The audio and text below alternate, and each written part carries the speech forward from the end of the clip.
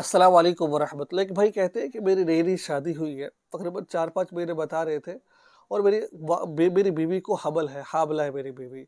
तो मैं उसके पस्तार मुँह में ले रहा था, तो मुझे यूँ महसूस हुआ कि जैसा कि उसके कतरे कुछ, यानी कि जो दूध के कतरे हैं, जो कच्चा पानी होता है, वो मेरे मुँह में चला गया। तो लेकिन मैंने ये जानबूझ कर नहीं किया है, मुझसे गलती से हो गया है। तो जब मैं उसको मुँह में ले रहा था, तो वो पानी यूँ महसूस हो रहा जैसे कि पस्तान से पानी निकल कर जो वो मेरे मुँह में गया है। तो लिहाज़ा क्या वो जो पानी मुँह में गया है, इससे गुस्ल वाजिब होगा या नहीं होगा? ओह सॉरी, इससे क्या कहते हैं, निकाह टूटेगा या नहीं टूटेगा? क्या मेरा ये अमल ठीक है? मुझे क्या करना चाहिए? देखिए, जब औरत इस हालत में हो क्योंकि उसके पस्तान में दूध हो, तो उस सूरत के अंदर औरत के पस्तान मुँह में लेना ये ठीक नहीं है।